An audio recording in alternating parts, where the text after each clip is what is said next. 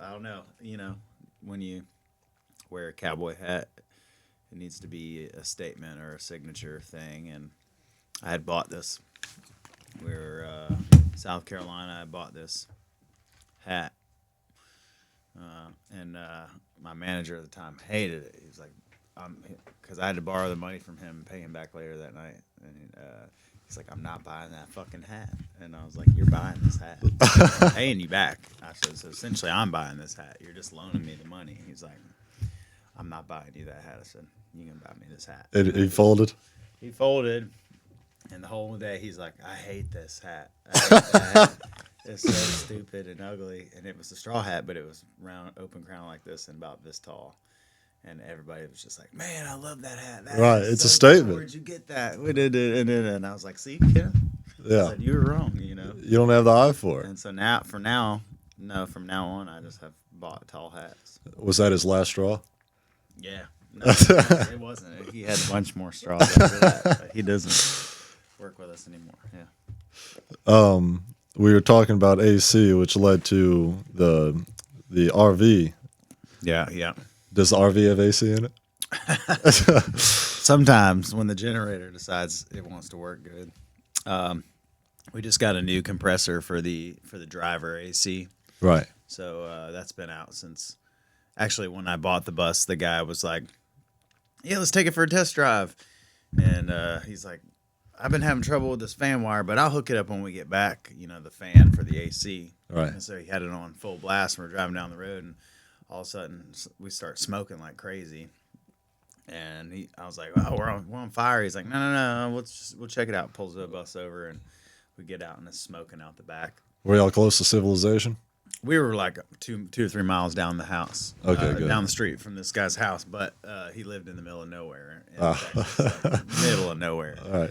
And the AC compressor is on the back, is a pusher, and it's just dripping oil out of it. It's blowing, and I was like, oh, that's the AC compressor. Right. He's like, oh, man, must have been that fan that I did. And I was like, and then he tried to run around and look for one and never found it, and we ended up leaving without it. We had already made the deal weeks prior. Right. And he was supposed to have it ready. Which time of the year was it? It was like September, I think. Well, then, yeah, sleeping isn't so bad then. It's pretty hot. It was still hot? In Central Texas, yeah. It's not here. September, it don't cool off down here either. Till about November. Yeah, shit. Yeah, I guess you're right. Sometimes it's hotter than in the summer. So yeah, I've had plenty of hot experiences in that bus with no air conditioning and cold too. Right. We've gone without heater too, like our heater. What's tougher to sleep in? I don't know. It's toss up. It was really cold when it was cold. Right. Like really cold. Yeah. Your body doesn't get used to the cold. Well, and then just you're moving down the road while you're trying to sleep. So and it's a 1968, so it's really tight for the year it is, but there's still air movement through. You can notice it, like it just stays hot up front, and it's like a fishbowl, and you got all this glass and stuff. So it's like glamping at best. Glamping at best. What's that mean? That's what my buddy Drake White says, and he got a nice Prevost too. His is like. It's like being on a houseboat when you go inside that thing. It's real nice. Gotcha. Ours is nice, but it's just old. You feel like you're walking in your grandma's freaking living room. Right. It smells like it, too. Right. It's just ancient. Yeah. It's got that ancient feel. It's got that old smell, too. Yeah. You see a couple Abraham Lincoln straw hats lying around. No. I only keep one hat on the bus just because somebody's going to smash it or crush it. Yeah. Smart. Probably me. Yeah. Welcome to the Gulf Coast. Welcome to the Gulf Coast. Welcome to the Gulf Coast. Welcome, guys, to the Gulf Coast Music Podcast. Today's new wave, Jeansonne. How badly did I butcher the last name? Perfect, man. It's good. Yeah. I'm from Louisiana. I lost my accent a long time ago. Yeah. I never had one, but my family's from Louisiana. My dad's born in Baton Rouge. Nice, yeah. Definitely a Louisiana last name. I was the first born generation in Mobile in Alabama was mine. Yeah. Do you think Louisiana influenced your music at all? Oh, absolutely. My uncle played music when I was growing up, and he cut his teeth in New Orleans. What does that mean? Well, just got his start playing music Cut down his teeth. there. Gotcha. Yeah, he went to LSU and Try to use as many of those as possible. played. I love those. Yeah, Like, yeah. Played Tigerland, and and then when I was growing up, he had moved to Nashville and was coming down and playing Bayfest. In the last couple of years that it was really going. Well, I guess not last couple because I'd have been like 10 or 11 at that time, but they'd rent a bus and come down, and I was just like, whoa, look at this, is awesome, So, and like he had a harmonica player that taught me how to play harp at like 7 or 8. So harp?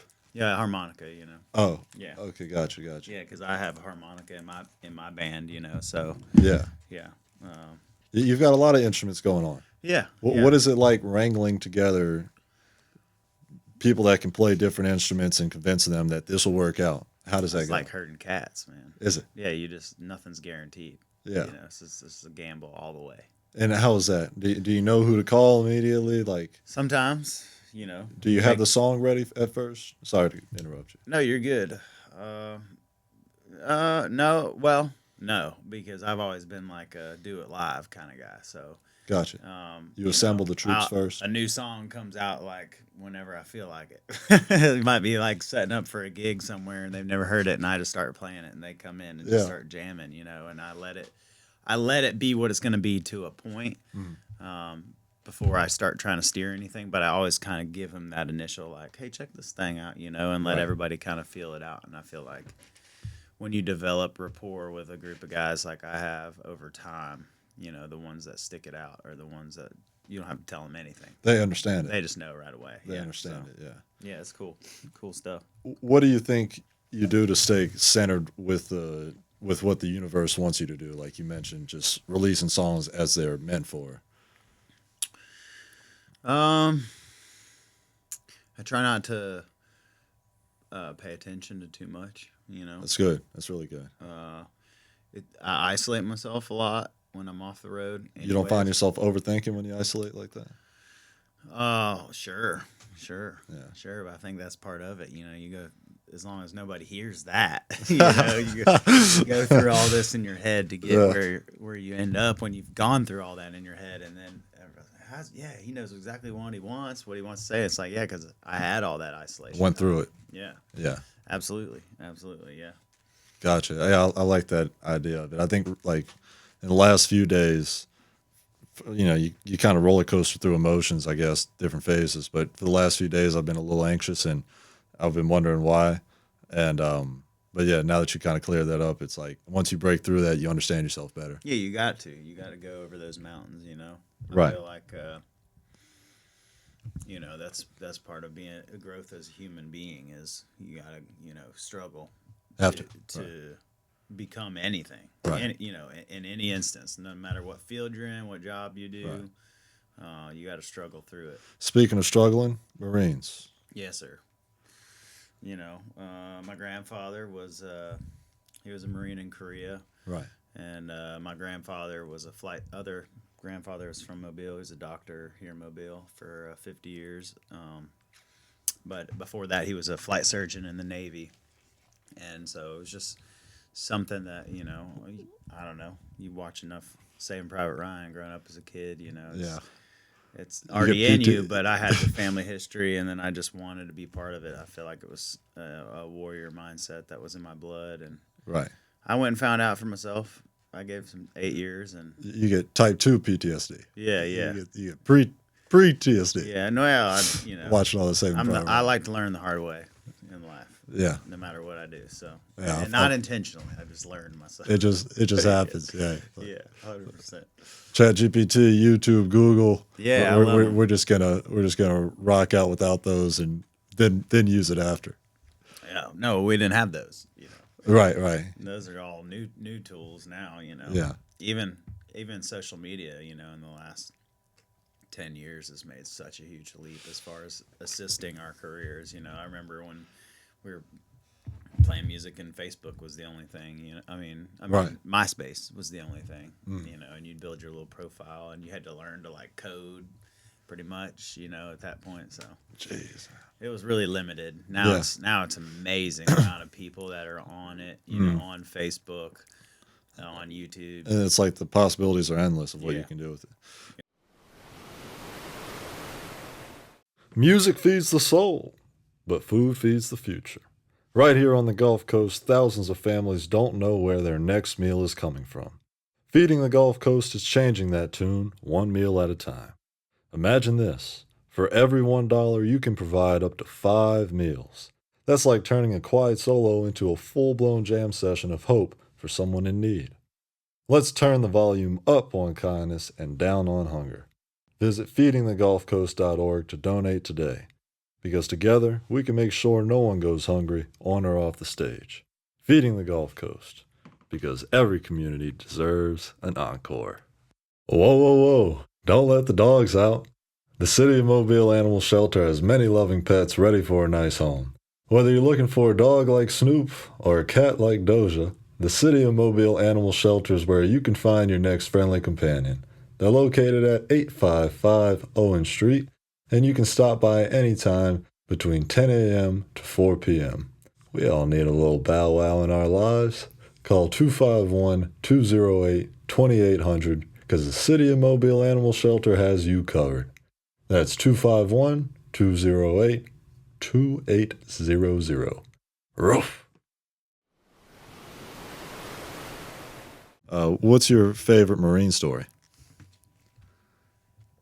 I have a lot, but I have these moments in my life that I've experienced, and I like to call them Forrest Gump moments. And Yeah. if you know anything about that story is pretty much written about here. The guy who wrote it's from here. I actually, sorry to cut you off. I've got this like moving service with my buddy, and one time we just got a call to a random house, and we were helping this lady move. Like, man, you got a lot of Forrest Gump stuff. Yeah. She's like, my husband wrote the initial Forrest Gump, Yeah. and he passed away, but I keep all his stuff. That's wild. It was crazy. Yeah, that's cool. We heard Small some cool world. stories from her. I'm trying. I can't remember her name. I've met her before too. But anyways, some of his friends were some family friends of mine, and they were idols of the book. It wasn't real characters. It was a bunch of different people he compiled to create a lot of these characters. But being from Mobile and having that kind of thing about Forrest Gump, I always call these moments in my life Forrest Gump moments. And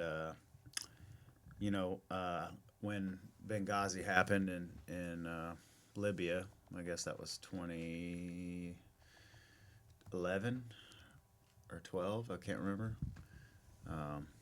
Well, I was actually stationed in Washington, D.C., and we carried his body off the plane and into the hangar, and they did the whole ceremony with Hillary Clinton was there and came and gave a speech and, about the State Department and this and that.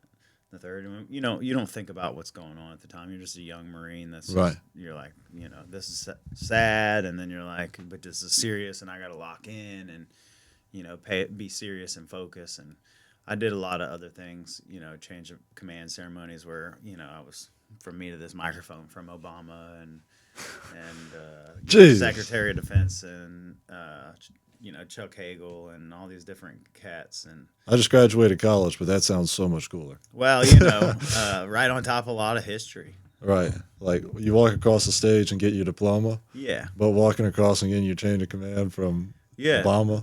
Ushering the we the talking commandant of the Marine Corps and his wife to the seat and turning around and coming back and them going, get over here. And this big old armored car convoy pulls in. And you can hear the weight of these limos, and Right. it jumps out like dudes with like techs tucked in their jackets and everything. And Obama gets out and just walks right across the pavement, like right past me. And just like that was weird. Man, just we kind of mentioned beforehand of like breaking off from music and just talking about random stuff, but I guess from a philosophical perspective, what do you think about the concept of like if you see Obama in public, it's crazy, but he's breathing the same air and blood, he's bleeding the same blood. Like what do you think about the concept that humans would put each other on such pedestals that you could pass out from seeing It's somebody? ridiculous. ridiculous. Right. Absolutely ridiculous. Right. You know, that's why like people are like, "You're famous." I'm like, "Me?" I'm like, "Well, if I was to be anything, I would be well known, Right. not famous. Famous is a mindset." You know I ate what I'm ramen noodles last night. saying? Right. You know? I put my pants on the same way Yeah. you did this morning, you know, Right. or this afternoon if I was wearing my sweats all day. Right. Like, he does that too, you know. I think the further I've gone down this journey, you know, when you start, you idolize these people. Idolize. Yeah. Yeah, for sure you do. Yeah. You know, you idolize these people because there's a lot of smoke and mirrors and stuff you don't understand to it yet. And the closer you get to these people, and you're like, oh, he's just a dude, you know. Yeah. And then you start to see through that, and every single one you looked at before in a certain way, that light's kind of gone, and you're just like, oh yeah, I'm gonna go talk to that dude, or I'm gonna send him a message, and Yeah. you know, you start breaking down that wall within inside yourself, and people, Right. and a lot of times they are just normal people that will be like, yeah, man, what's up, you know. Yeah. And I've been watching some Muhammad Ali stuff recently, and Yeah. you see that a lot with him. Like, 'cause Very he kind of real. came out of the shadows as a boxer, but like his perception of reality was so different, and that's why he was regarded. He eventually became an idol himself, but the way he was just able to like see everybody as humans. Yeah, that's pretty cool, man. Let's see. Country music is an art form, and the Marines is considered very tough. And what do you think about how country music historically is kind of able to blend the tough mentality with the arts? Well, I think the Marine Corps, it builds leaders and it instills leadership, Yeah, and it also instills fortitude, and the arts. To be an artist, you have to have fortitude great answer, man. to be persistent enough to get your art out there. Most painters aren't worth anything or famous till they die, and sadly enough, that's just the way it is. But in an industry like the music industry, End up painting their own mural. yeah, absolutely. And in the music industry, you've got so many walls to go over, so many mountains to climb before anybody even takes a look at you. So to be a weak mindset, a lot of those guys stay in the bars, and there's nothing wrong with that. But they see when they get out there how many other jobs you have to do. You have to do everything you need until you can afford to pay somebody else to do those jobs. Yeah. You don't At get what to- point did you get a manager? Shoot, I don't even have one right now. That's crazy. I've had a few. Your page is really well set up, or like your whole brand is. Well, I've had help from friends and people I've worked with and everything. I don't like to look at it like this, but it is a stepping stone. You know what I'm saying? I'm not saying that they are stepping stones and that I needed to walk on them for Yes. any means, but I'm saying like my experiences with them was a learning process. It was a stepping stone to get to where I am, and so I know what I require, what I need, way better than I did, Right. 5 years ago.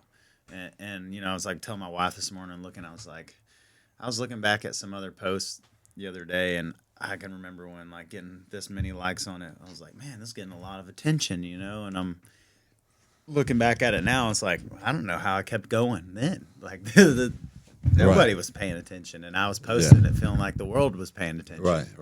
So It's funny, like the first time the likes break into the double digits, it's like, oh yeah. Yeah. Popeyes said for sure, but and it goes up and down, like you put out a record and your monthly listeners goes up, and then it'll start going back down like the stock market, and you got to generate some more views, follows, listens to get your streams to go back up. So it's a constant battle. Yeah. So going back to that, fortitude, man. That's fortitude and persistence.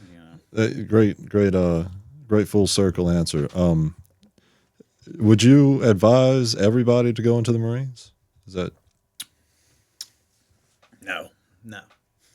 what makes you kind of more apt for that, do you think?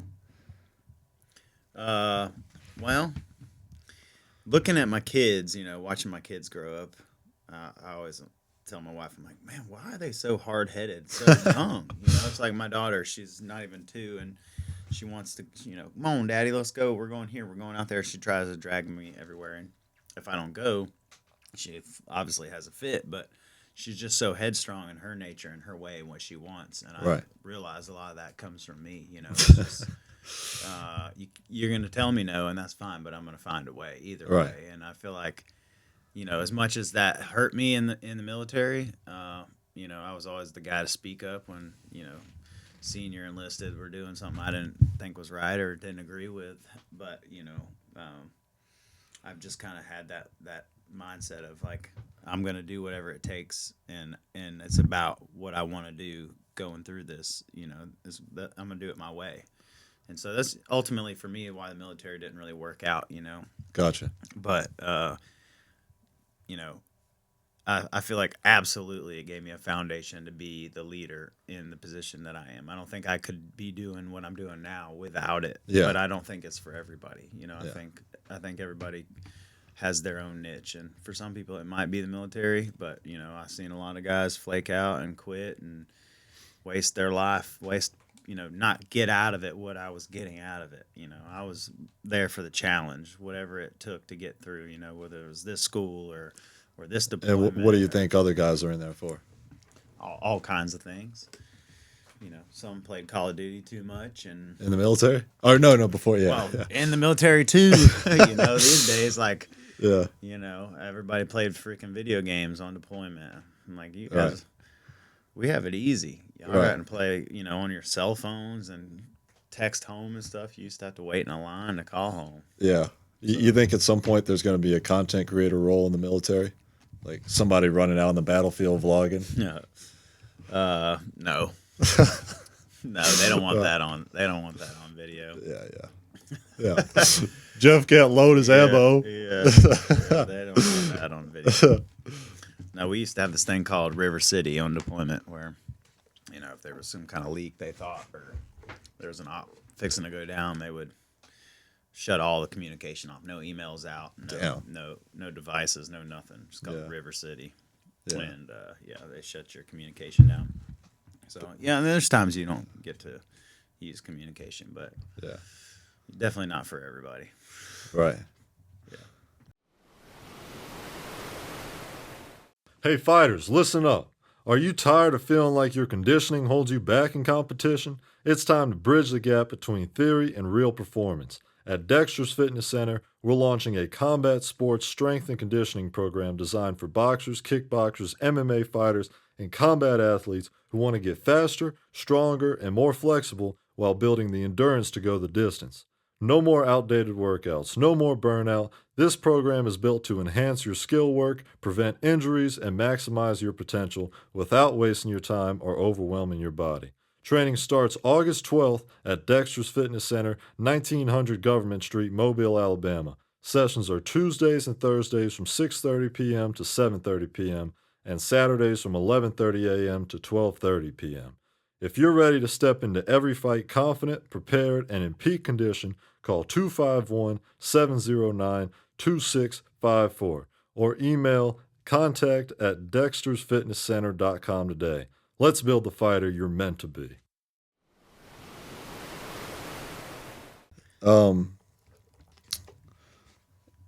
So where were you when you got out of the military? And first of all, where were you when you got out? And I was in Camp Lejeune, North Carolina. So, this is a beach town there, Jacksonville, North Carolina. And I was supposed to move to Auburn with my buddy Charlie Muncaster, one of the guys from Muscadine Bloodline. And that ended up not working out, so I came back to Mobile and moved in with my dad here across the street.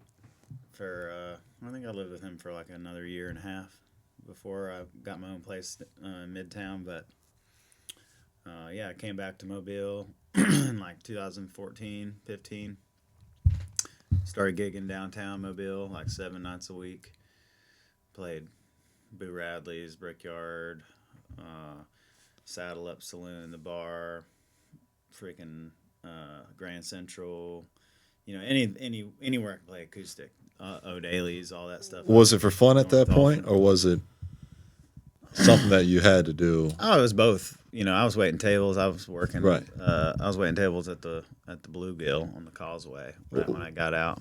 Was it something that you thought would turn into a job at that point? Yeah, it was the reason that I got out of the military, was to try to turn it into a job. Okay, So I gotcha. ultimately came back with a plan of figuring it out. That's good. I had Yeah. played music through high school, gigged, Right. played birthday parties, played this and that and the third, and the whole time I was in the military, I was still writing songs and playing guitar in the barracks. I'd set my barracks room about the size of this room up like that before, Yeah. as a studio, and tried to record my own stuff, and never really had much success in those days with that. But Yeah. no, it was kind of something I never stopped The doing. acoustics aren't good when there's gunfire in the And, background. yeah, no, well, and then everybody's, man, what are you doing here? You should be doing that. Right. Doing that. Yeah. Why, hey, Jeansonne, play your guitar. Jeansonne, pick the guitar. Sing us a song, He's Right. a singer. He's a singer. And I'm always Yeah. like, nah, I'm not. Yeah. And after a while hearing that and kind of finding a bottom for the military for me, which was ultimately, it was just, for lack of better words, is the brown nosers get to the top, and that's why stupid shit rolls downhill. It's like, and then Yeah. the guys are really, the team players that are really there for it, and they're not going to cut people at the knees to get ahead in their career. Well, Jeez. they end up getting out, what Yeah. I mean? And they end up going and selling. I had this one staff sergeant. He had gotten out before I came in, then came back in, and he got out and had a job at a hot dog factory making hot dogs. And he used to joke and be like, "You don't want to get out. You don't want to go to the hot dog factory." And I was Oof. like, there's a better thing for me on Right. the other side of this than a hot dog factory. Right. Right. So I ultimately decided to get out. Yeah. It was But it wasn't my only branch of service either, though. I moved to Nashville after being here for about 2 years, and I was chasing a girl up there and gotten a lease that I couldn't afford, and oh yeah. hated Nashville, and was working full time for Nashville Machine Company. I built the Bridgestone office building there. That's across from the arena. Was that the initial plan? Was that the initial plan, was to get a job in Nashville while pursuing the music? No. Actually, I had a house I was renting. There's a guy that's from Alabama. His name's Tyler Braden, and me and him and 3 other guys moved into this house Yeah. in Nashville. And he was kind of the one that made the leap, convinced me. He was a firefighter, so he got a job there, Gotcha. and he was secured. And he was like, "Yeah, I got this house, and this is gonna be a deal." Well, Tyler Braden ended up having I think he had 1 or 2 number ones. Damn. But one of our roommates is now Riley Green's personal manager. Right. And Jeez, man. I won't go into any details on that story. That's another story. But anyways, long story short, I was coming back here playing music Right. to pay my bills up there, Right. and I was late on rent, this and that and the third, and they voted me off the island. Yeah. So they were like, "Hey man, we got another guy. We want you to go." And I was like, "Yeah, okay, all right." Well, I was still with this girl, and I didn't want to leave town, so Damn. she and I looked at apartments, and then she convinced me into getting this one, and it was just like, it was way too much, and I was in love and young and made a dumb decision. So I used that scapegoat, got military orders, and joined the Army, and went out to Fort Bliss in El Paso, Texas. Went back into the military. Yeah, I went to the Army. Wow. So I was in the Army for almost 3 years. And, Wow. And then got out and came back here again. Letting life just take you, man. Yeah, I came back here again after the Army, and that was that for me. What do you think your family thought of you? Well, they know I love both. Yeah. I don't think they really worried where I end up. Really? They knew you were gonna figure it out. Yeah. I never let them really have much say, anyways. I left right out of high school, and they didn't want me to do that either. They wanted me to go to college and Yeah. be an officer or something. Nah. Which do you think has more brown nose in it, Nashville or the military? Oh yeah, no, Nashville all day long. Seems like it, man. From what I've heard, Well, just because it's civilians, there's no order structure. Right, You know what I right, mean? right. Like it's everybody, every man. everybody's politicking. Well, yeah, it's every man for himself. So, Yeah. of course, yeah. There's, it's just like cutthroat, sly. Who can get in what door before who? Yeah. Because there's only so many doors. Gosh, man. People are There's good- stealing. I'm not saying stealing there's not lyrics good and people. stuff. There's good people who I've worked with through the years. There. Have you ever had your lyrics stolen? Not that I know of. Who was it? I want to say it was Kenny Chesney put out this one song, and I swore. But you never know. You know what I mean? It was a good idea. It was pretty close. Yeah. My idea was like verbatim, but I think maybe I just caught out of the ether the same time he did. I don't know. Right.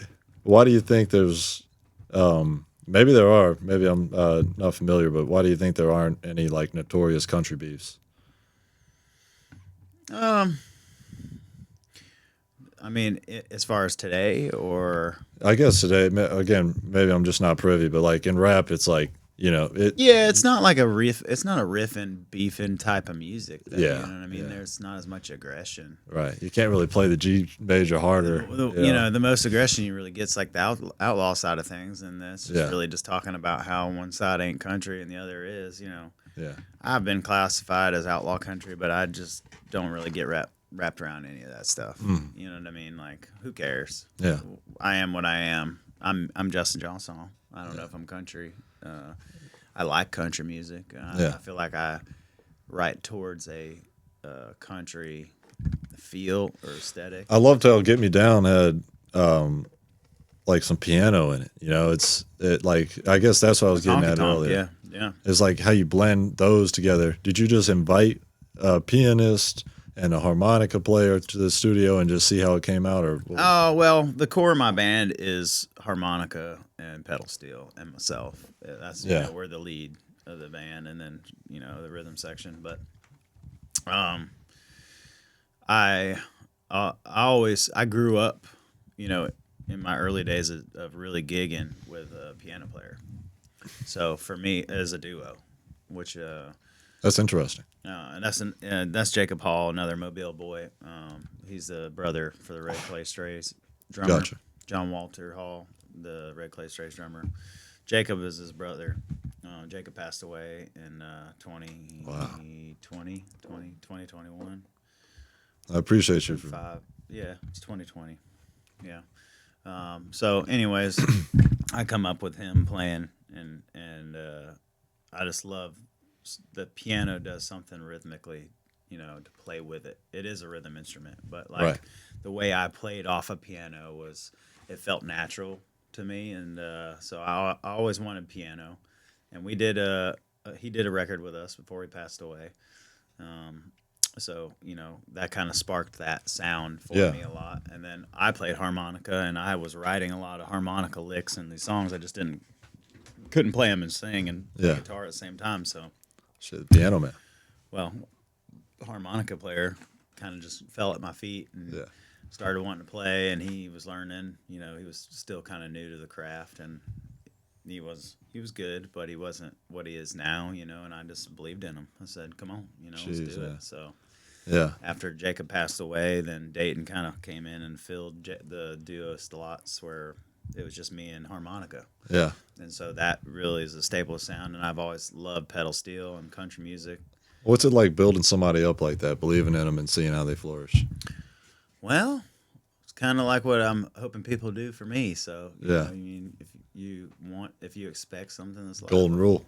I feel like you should give it. Yeah. Yeah. That's That's good.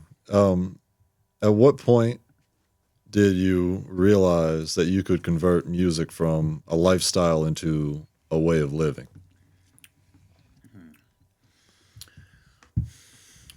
when I got, probably when I had my first child. Wow. I'm not gonna say that I wasn't serious about my wife then. I just didn't understand life from that perspective yet. You know what I'm saying? And Man. music yeah. still Please, feels to me at that time felt I think like a good time. We didn't really think about what we were doing. We loved it, but we were always in the night.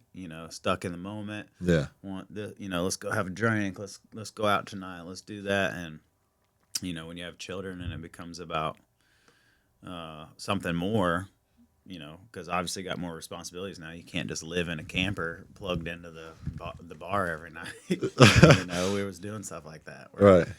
we didn't have a place to stay. You know, we just I love that analogy of like we were stuck in the night and now we understood how to bring it to the day. yeah, you know? for sure. Yeah, That's yeah, a you great got one. to. You got to Yeah. get up in the morning.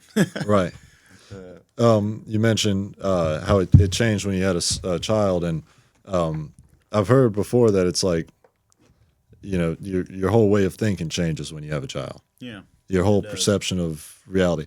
Can you elaborate on maybe how that switch happens? You know, how you see things differently. Um, I think for me, it's definitely from like a protector, like providing standpoint of like, you know, I can have a good time, but it's got to be about something. Gotcha. You know, it's gotta have reason and meaning. And Mama Bear will do that too if you got a good one. You know, she'll Right. keep you in line. I feel like it's kind of genetically supposed to happen that way. You know, Right. like she's supposed to whoop your ass a little bit and remind you, like, hey, you got responsibilities. You know, Yeah. not like your mom, but you know, like your wife. You Yeah. know? And having children changes that for both of y'all. And so, you know, I couldn't just not worry where the next paycheck was coming from. Right.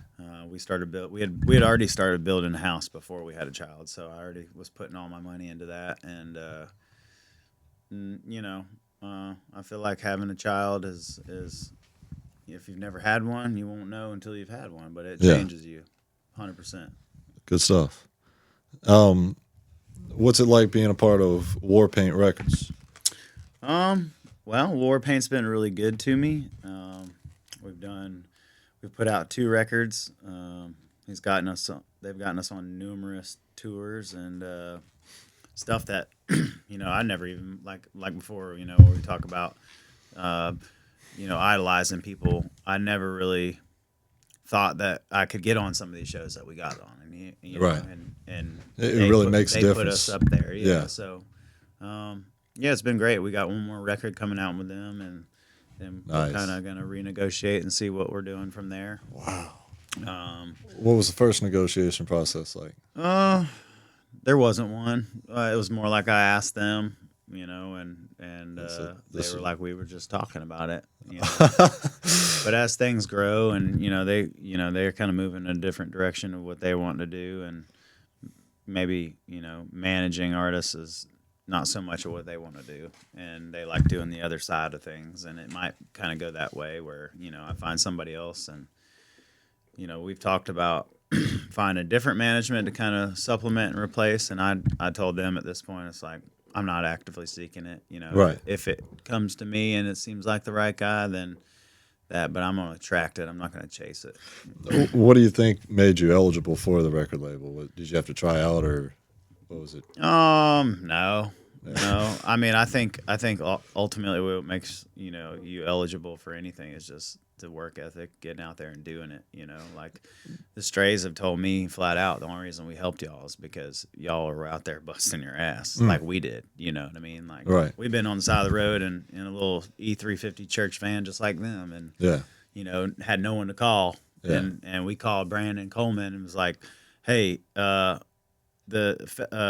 y'all's bus was a 7.3, right? And he was like, yeah. And so then we're asking him questions on the side of the road. And at the end of the conversation, he ended up going, just put it in a shop. And I said, I'll cover whatever it costs.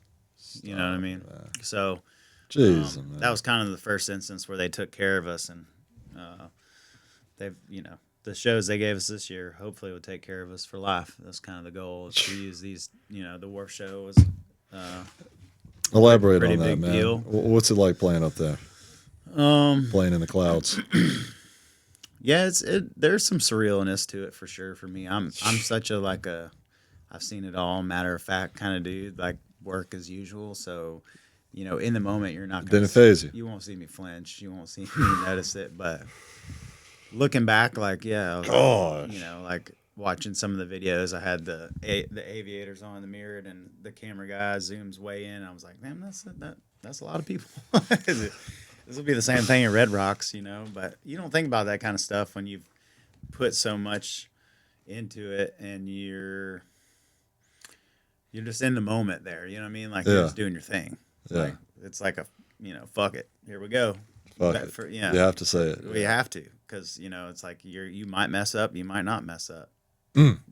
Yeah. Who knows? So like I said in the beginning, everything's a gamble. Right. Yeah. It's I completely understand if you want to waiver this question, but when you're playing a song that hits so deep about little Jake in front of all those people, what's it like to play that? In front of the more people, then it's easier.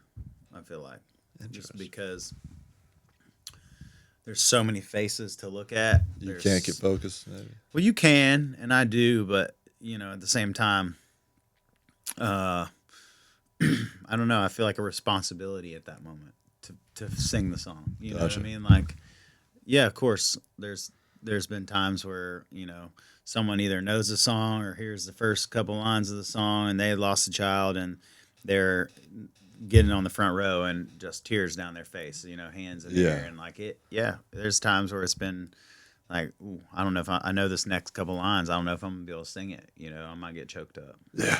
And but the more you do them, the easier they become. And the newer songs about stuff like that, they're harder at first, and then you get used to it. And it's almost like a muscle memory where you're somewhere else while you're singing that part. Maybe I'm thinking, how's this going to help people? Versus how hard it is for me to talk about it or sing it. Right. Yeah. I thought it was smart that you dropped the Cowboys of the Road on July 2nd. Yeah. Preceding the performance. Yeah. Yeah. Was that the record label's idea, or was yours? Yeah, that was the label's idea. Smart. But I signed off on it. I thought it was a great idea, for sure. Yeah. President's signature. Yeah. Well, ultimately, I won't sign away creative control. That's probably why I won't ever have like a major record deal. Yeah. It's just not for me. I did that. I let Uncle Sam be in charge of me for 8 years of my life. They're worse than Uncle Sam, you know what I mean? Because Uncle Sam's got laws and regulations that hold him in place, and these guys are just they don't know anything about music. Businessmen. Yeah, man. So yeah. Of course, I like the Saltwater Hippie interview, and what's your connection with Saltwater Hippie? We were down in South Florida on tour with Drake White last year, and we met some really cool folks that believed in what we were doing, and they wanted to help and asked however we help, and we said, well, we're looking for sponsorships. We don't have anybody at the moment, but we're willing to work with somebody even in the beginning stages of what we're doing. We don't need much. Right. And so Kenneth from Saltwater Hippie was willing to jump on and help us financially, with some stuff, mostly with the bus and transportation, just getting us there. Yeah. You seem to have a lot of connections, man. Oh well, you got to build them. Yeah. If you don't go to town and bank on the industry and bank on social media, the only thing you have left is real people. Right. That's what I wanted to do anyways. You know what I mean? Like my heroes went and met every single one of their fans at some point in time in their career and shook their hand and took a picture with them, and told them a story. And came on an interview. Those real fans, or I like to call them friends. I don't like to call them fans, but those friends, they'll let you stay at their house. They'll feed you. Right. They'll come pick you up when you break down or bring you some water or parts on the side of the road that you don't understand. Like, that's the way it goes around. So when I see cocky artists out there who don't spend time with their fans, like that was one thing I loved with Drake. After every single show, he'll sign till everybody's gone. He'll go to the merch table and he'll sign everything. Wow. It's everything and anything. Take as many pictures as people want. Yeah. Till the last person's gone. He's a hard worker, I've heard. Yeah, he is a hard worker. Yeah. Yeah. And especially now, because half of his body don't work right. He had a stroke in 2019. Damn. On stage, yeah. You're talking about Drake? Drake White. Oh, gotcha. Mm-hmm. No, yeah, not that Drake. I don't know nothing about him. I don't know him. He was on Degrassi. That's all I know. That's good. But no, yeah, That's the Drake I remember, and I could never get it out of my head, so I could never take him serious as a music artist. I'd have seen him in a wheelchair. right. Yeah, Drake. Yeah, but no, that's damn, dude. Recovering from a stroke. I'm dating myself there too, by the way, because people always think I'm in my 20s. I'm like, yeah, thanks. I'll take that compliment. For those that aren't familiar with Saltwater Hippie, Well, Saltwater Hippie is they have an actual clothing line, and they've got 2 beach bars down there in South Florida, and then the guy also owns the owner of Saltwater Hippie owns Cowboys, in Stewart, I think. I don't know. We played so many shows down there. I'm still kind of getting acquainted with where they're located at. Actually, we're going down in November to play a showcase with them. And we got an Outlaw Country Fest that we're playing in Miami. damn. So I'm going to get back down there this year and refamiliarize myself with South Florida. Yeah, But yeah, they're good folks, man. And so we're kind of working hand in hand where, working some brand promotion where they're, at their store, they've got my merchandise up and they Right. play my music and we rip their stuff and That's they smart, help us dude. out financially. And, for anybody who's listening out there in Mobile, we're on the up and up. So Form as many quid pro quos as you can. for sure, yeah. Well, I try to help good people. Yeah. If someone's been a friend to me and had no reason to other than that, and then I see the opportunity present itself, I might ask them. Right. Like I've got a friend that does promotion for me, and all he ever wanted to do was just be like kind of a booking agent, booking local acts, and that thing's grown for him so much just from the stuff we've done together. Where Yeah. like now he has to pick and choose who he works with because too many people are reaching out to him, and Yeah. it's like I told him, I was like, we grow together. As you grow, I'll grow, and because you grow, I'll grow, and vice versa. Because I grow, you'll grow, and I kind of have that team mindset about everything that I'm doing because it takes a village, man.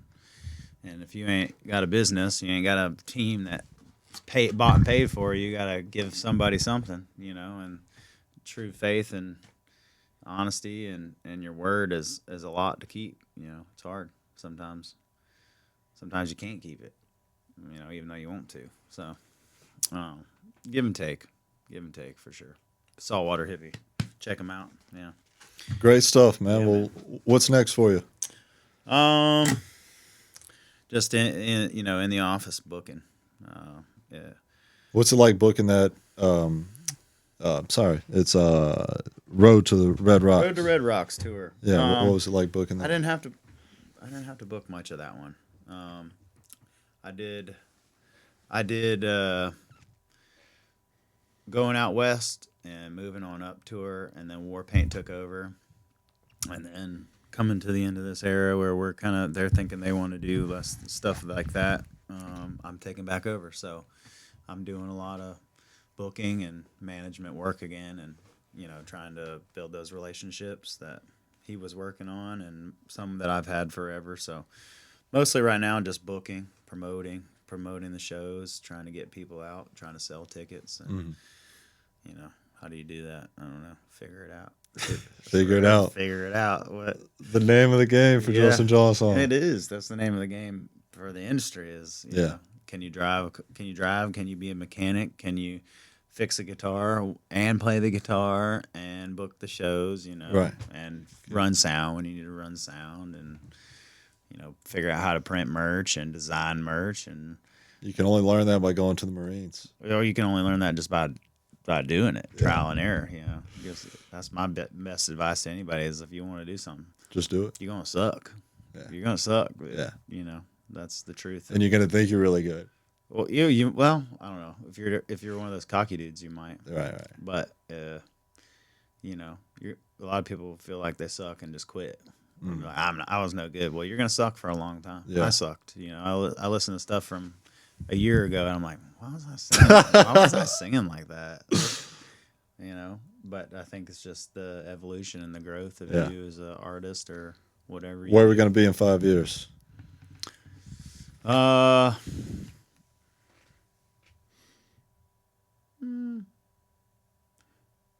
I'm cool with an amphitheater tour in 5 years. You know, playing 10,000 Yeah, 10,000 people. I don't know it's if I ever. amazing, man. I don't know if I want to do like arenas. There's going to be an arena in Mobile. Yeah, I know. Well, maybe I'll play that one. Yeah. I'm saying like That thing's like gonna a be whole mega. a whole arena tour. Maybe Right. if we get there. Not 5 years. Yeah, But hey, you never say never though. You know, can't wait to see you in the arena. manifest positivity. You know, Yeah, let's say stadium tour. It's gonna happen 5 years. There you go. Shake on it. catch Justin in the arena in 5 years or less, and The new Mobile Arena too. yes, the new Mobile Arena. Thank you guys for tuning in to another episode on the Gulf Coast Music Podcast, and stay tuned with Justin. Cool. Thank you, brother. Yes, sir. Welcome to the Gulf Coast. Welcome to the Gulf Coast. Welcome to the Gulf Coast.